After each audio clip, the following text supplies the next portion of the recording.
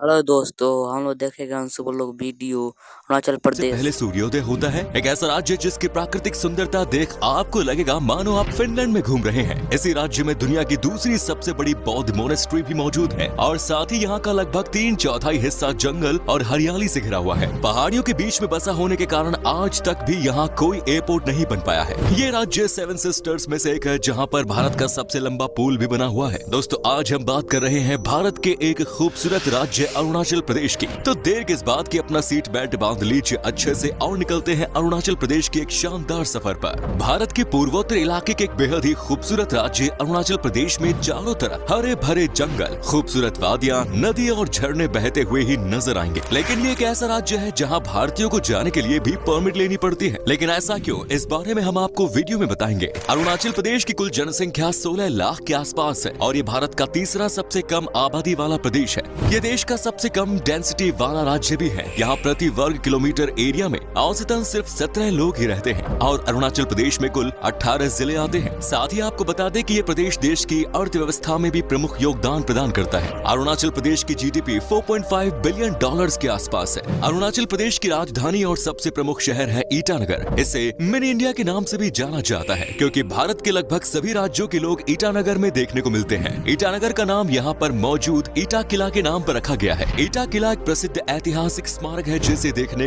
सालाना पर्यटकों की भीड़ लगी रहती है। अरुणाचल प्रदेश को लैंड ऑफ डॉन भी कहा जाता है, यानी उगते सूर्य की धरती। आपको शायद ही पता होगा कि भारत में सबसे पहले सूर्योदय अरुणाचल प्रदेश में ही होता है। सूरज की पहली किरण यहाँ सुबह 4:30 बजे गिरती है। आपको बता दें कि गुजरात और अरुणाचल प्रदेश के बीच सूर्य निकलने का अंतर 2 घंटे का है। कई बार अरुणाचल प्रदेश द्वारा एक अलग टाइम जोन की मांग भी की जा चुकी है क्योंकि अलग टाइम जोन से पूरे राज्य की कार्य प्रणाली में बदलाव आएगा और लोग सुबह जल्दी काम पर जा सकेंगे। अरुणाचल प्रदेश आज के समय में भारत के पूर्वोत्तर में 7 बहनों में से एक प्रमुख राज्य है। लेकिन एक समय ऐसा भी था जब अरुणाचल प्रदेश नाम का कोई राज्य भारत में नहीं था। आजादी के कई साल बाद तक भी अरुणाचल प्रदेश को देश में NEFA यानी नॉर्थ ईस्ट फ्रंटियर एजेंसी के नाम से जाना जाता था। सन 1972 में अरुणाचल प्रदेश को एक केंद्र शासित प्रदेश का दर्जा दिया गया और ये नाम बीभा बासु दास जी द्वारा रखा गया क्योंकि अरुणाचल प्रदेश का मतलब ही होता है उगते सूर्य की धरती। दोस्तों सर्दियों के समय अरुणाचल प्रदेश किसी जन्नत से कम नहीं लगता। यहाँ चारों तरफ बर्फ की सफेद चादर से ढकी हुई चोटियां ही नजर आती हैं, जिसकी तुलना फिनलैंड राज्य से की जाती है। आप अगर सस्ते दामों में फिनलैंड घूमने का मजा लेना चाहते हैं तो अरुणाचल प्रदेश की ट्रिप प्लान कर सकते हैं। अरुणाचल प्रदेश भारत में सबसे बड़ा अंतर्राष्ट्रीय सीमा शेयर करता है। ये 3 देश चीन, भूटान और म्यांमार के साथ कुल 1603 किलोमीटर की सीमा साझा करता है। अरुणाचल प्रदेश में देश की सबसे पुरानी बौद्ध मोनेस्ट्री है जो यहाँ के तवांग जिले में स्थित है। ये मोनेस्ट्री 400 साल से भी ज्यादा पुरानी है और दुनिया भर के बौद्ध अनुयायियों के लिए ये जगह बेहद खास है। यहाँ पर दूर दूर से लोग ध्यान के लिए आते हैं। तवांग अरुणाचल प्रदेश का बहुत ही खूबसूरत और प्राचीन पर्यटन स्थल माना जाता है जहाँ प्रकृति के अद्भुत नजारे देखने को मिलते हैं। यहाँ की बर्फीली चोटियाँ और बर्फीली दर्राएं एक रोमांचकारी यात्रा का अनुभव कराती है। यहाँ की सुंदर झीलें और शांत झरने देखकर तो आपको जैसे ही यही बस जाने का मन करेगा। तवांग कई महत्वपूर्ण और सुंदर मठों के लिए भी जाना जाता है। याक की सवारी, पहाड़ और नदी किनारे बने खूबसूरत होटल, फूलों की घाटी, कैंपिंग, बाइक राइडिंग और ब्रिज आदि यहाँ के मुख्य आकर्षण हैं जो पर्यटकों को लुभाते हैं। तवांग को लेकर भारत और चीन का हमेशा से ही विवाद रहा है। सन 1962 के युद्ध में चीन अरुणाचल प्रदेश के काफी अंदर तक दाखिल हो गया था। तब से लेकर आज तक चीन तवांग जिले के साथ साथ ज्यादातर अरुणाचल प्रदेश को अपना हिस्सा मानता आया है और अरुणाचल प्रदेश को अपने देश के नक्शे में भी शामिल करता है। आज भी अरुणाचल के कई जिलों में चीन की सेना बेस कैंप बनाकर बैठी हुई है। 1962 युद्ध के बाद खींची गई मैकमोहन लाइन के अनुसार अरुणाचल प्रदेश भारत का ही हिस्सा है, लेकिन चीन इस लाइन को मानने से हमेशा से इनकार करता आया है। अरुणाचल प्रदेश की खास बात यह है कि यहाँ पर 30 से भी ज्यादा भाषाएं बोली जाती हैं। वैसे तो यहाँ की ऑफिशियल लैंग्वेज अंग्रेजी है। इसके अलावा हिंदी, कांचो, तागिन और डाफिया जैसी भाषाएं भी बोली जाती हैं। 3 अलग अलग देशों के बॉर्डर से जुड़े होने के कारण अरुणाचल प्रदेश में अलग अलग राज्यों के लोग आते हैं और यहाँ की प्राकृतिक सुंदरता का जमकर लुत्फ उठाते हैं। एग्रीकल्चर अरुणाचल प्रदेश की अर्थव्यवस्था का मुख्य स्रोत है। यहाँ पर 50% से ज्यादा लोग खेती बाड़ी के काम में जुड़े हुए हैं। यहाँ पर मक्का, बाजरा, गेहूं, चावल और कपास की खेती की जाती है। अरुणाचल में की जाने वाली खास खेती को झूम खेती कहते हैं। झूम खेती सबसे प्राचीन खेती करने की परंपरा है। अरुणाचल प्रदेश भारत का एक ऐसा राज्य है जो अंग्रेजों के अधीन नहीं रहा, यानी अरुणाचल प्रदेश पर आज तक कभी कोई बाहरी ताकत राज नहीं कर पाई। इसकी वजह यहाँ चारों तरफ मौजूद ऊंचे ऊंचे पहाड़ है और जबरदस्त ठंड में बर्फीले पहाड़ों की चढ़ाई कर अरुणाचल प्रदेश पर कब्जा करना बिल्कुल भी आसान नहीं है। इस राज्य में आपको चांदी और यूरेनियम यूरेनियम जैसे कई खनिज की खदानें भी देखने को मिलेंगी और इन प्राकृतिक संसाधनों के कारण ही चीन की नजरें अरुणाचल प्रदेश पर हमेशा ही रही हैं।